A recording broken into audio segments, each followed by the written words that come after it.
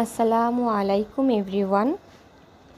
বাসায় একটা পুরাতন ফ্লাওয়ার ভাস ছিল, দেখতেই পারছেন অনেকটাই পুরাতন।